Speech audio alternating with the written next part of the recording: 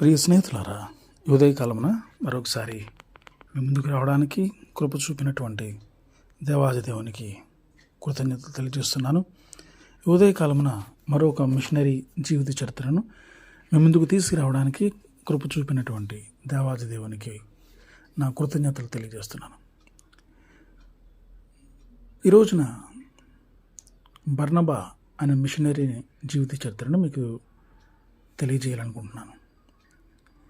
విశ్వాస వీరులైన ఎంతోమంది స్త్రీ పురుషుల గురించి లేఖనాల్లో చెప్పబడింది. అటువంటి వారిలో బర్నబా ఒకరు. కుప్రలో జన్మించినటువంటి లేవీయుడైన ఆయన మొదట యోసేపు అను పేరు కలిగి ఉంటే యోసేపు అని పిలిచేవారు. ఆ తర్వాత అపోస్తులుడు ఆయనకి బర్నబా అని పేరు పెట్టారు. అతను ధనవంతుడైండి తనకున్న భూమిని అమ్మి దాని వెల తెచ్చి అపోస్తుల పరిచర్య కొరకు వారి పాదముల వద్ద పెట్టారు. ఆయన పరిశుద్ధాత్మతోనూ విశ్వాసముతోనూ నిండుకున్నటువంటి సత్పురుషుడని, ఎంతోమంది ప్రజలు ఆయన ద్వారా ప్రభువు యొద్దకు నడిపింపబడితేరని పరిశుద్ధ బైబిల్ గ్రంథము ఆయన గురించి సాక్ష్యమిస్తుంది. అపోస్తుల కార్యాలు 11వ అధ్యాయము 24వ వచనం ద్వారా. బర్నబానే అతని పేరుకు హెచ్చరిక పుత్రుడు లేదా ఆదరణ పుత్రుడు అని అర్థం. అతను కూడా నిజంగా ఆ పేరుకు తగినట్లుగానే జీవించాడు. ఇతర విశ్వాసులను ప్రోత్సహించి ముందుకు నడిపించడంలో ఆయన ఎంతో ఆసక్తిని కలిగి ఉండేవారు.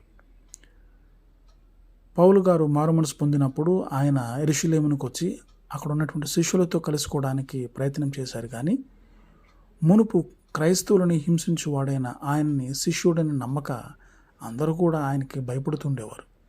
అయితే పౌలు గారు క్రీస్తు యొక్క నమ్మకమైన శిష్యునిగా మారడం చూచిన బర్నబా ఆయన చేరదీసి అపోస్తుల వద్దకు తోడుకుని వెళ్ళారు.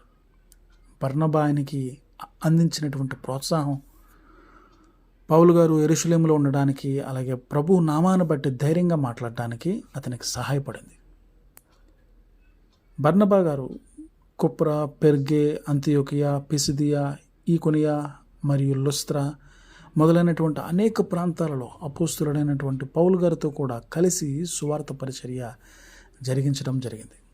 ఎంతో వ్యతిరేకతను, ఎన్నో శ్రమలను ఎదుర్కొన్నప్పటికీ సత్యమును ప్రకటించడంలో వారు వెనుకొంజ వేయలేదు.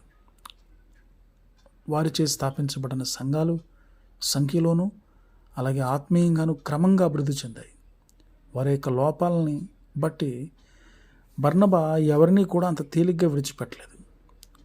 అందుకు మార్క్ అనేటువంటి మారుపేరు గల యోహానుతో అతని అనుభవం మంచి ఉదాహరణ. మార్కు గారు పౌలు బర్నబాల్ని విడిచిపెట్టి ఒకసారి వెనుదిరిగి వెళ్ళిపోయినప్పటికీ బర్నబా అతన్ని విడిచిపెట్టలేదు. పౌలు నుండి తాను వేరుపడినటువంటి తర్వాత బర్నబా తన మిషనరీ ప్రయాణంలో మార్కుని వెంటబెట్టుకుని కుప్రకు వెళ్ళారు. సువార్త సేవకు ఎటువంటి ఆటంకం ఉండకూడదని అతను ఇహలోక సుఖభోగాలన్నింటినీ విడిచిపెట్టి వివాహం కూడా చేసుకోలేదు.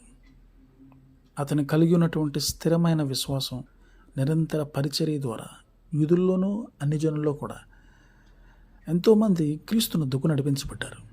ఒకసారి అతను సమాజ మందిరంలో ప్రసంగిస్తున్నప్పుడు అతని మెడ చుట్టూ త్రాడుతో కట్టబడి వెలుపలకి ఈడ్చబడి బహిరంగంగా చంపబడినట్లుగా చెప్పబడుతుంది. ప్రియ స్నేహితులారా, మీరు ఇతర విశ్వాసులకు ప్రోత్సాహాన్ని కలిగించే ఒక హెచ్చరిక పుత్రునిగా మీరు ఉన్నారా?